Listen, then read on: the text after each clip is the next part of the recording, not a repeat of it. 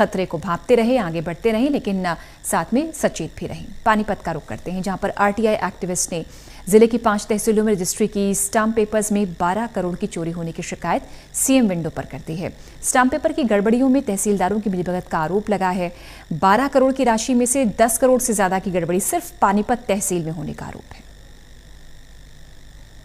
पेशे से किसान और सरकारी व्यवस्था को जगाने में लगे समालखा के गांव मनाना के आरटीआई एक्टिविस्ट संदीप राठी ने सीएम विंडो पर शिकायत भेजी है कि पानीपत की 5 तहसीलों में रजिस्ट्री में लगने वाले स्टाम्प पेपर्स की चोरी करके 557 मामलों में सरकार को 11 करोड़ 84 लाख 25,510 रुपए का चूना लगाया गया है। ये सब तहसीलदारों की मिली भगत से हुआ है। रजिस्ट्री के स्टाम्प पेपर्स में ये गड़बड़ियां साल 2018-19 और 2019-20 की हैं। समालखा के अंदर 95 केसेस के अंदर 92,83,060 रुपए की चोरी पाई गई है और पानीपत तहसील के अंदर 409 केसेस में 10 करोड़ 22 लाख 41,189 रुपए की स्टाम्प चोरी की गई है। यानी कि 2018-19 और 19-20 के ऑडिट के अंदर ये सारी जानकारी निकल के आई है और 557 रजिस्ट्रियों के अंदर 11 करोड़ 84 लाख की चोरी सामने आई है।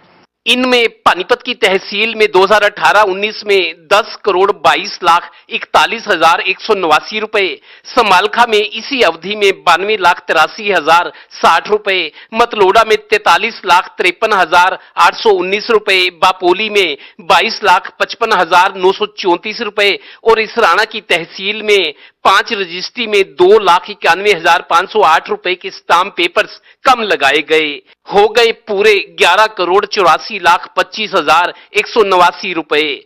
यानी अकेली पानीपत तहसील में ही 10 करोड़ से ज्यादा के स्टाम्प पेपर कम लगाए गए। जो मेरी जानकारी में सामने आया कि सारा सिस्टम इनका ऑनलाइन था और एक सॉफ्टवेयर था जिसके अंदर जब भी हम रजिस्ट्री कराते थे और मेंशन करते थे उस एरिया के पर्टिकुलर खेत नंबर को, तो कलेक्टर रेट के अकॉर्डिंग स्टाम्प ड्यूटी निकलती थी कि स्टाम्प कितना इसके अंदर लगेगा। जब सारा सिस्टम ऑनलाइन था, ऑनलाइन स्टाम्प निकलता था, तो फिर चोरी कैसे हुई? तो ये किसी एक बंदे का काम तो नहीं है। ये आरटीआई एक्टिविस्ट संदीप राठी ने सीएम विंडो पर बुधवार को ये शिकायत सबूतों के साथ भेजी। उम्मीद जताई कि मुख्यमंत्री की ईमानदार छवि सामने आनी ही चाहिए।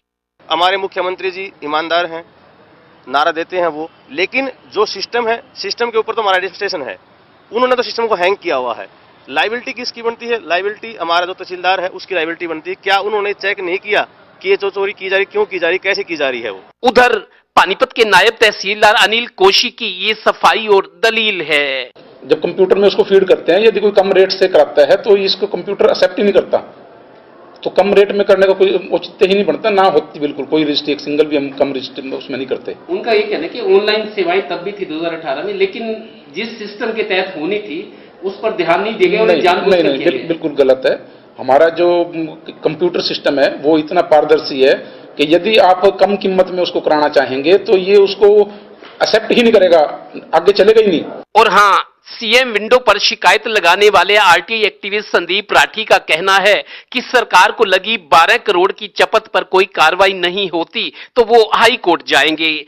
जैसे एचएसवीपी मामले में प्लाट आवंटियों को Punjab and Haryana high court ने अतिक्रमण हटाकर इन्हें प्लॉट देने के आदेश दिए हैं, इसी तरह इस मामले में भी संदीप राठी हाई कोर्ट जाने की बात कह रहे हैं। तो क्या अब व्यवस्था और सरकारों से इंसाफ पाने के लिए लोगों को कोर्ट का ही सहारा लेना पड़ेगा? बात तो सोचने वाली है। सहयोगी श्रीनिवास के साथ Devendra Kathoria, total news, Panipat bureau.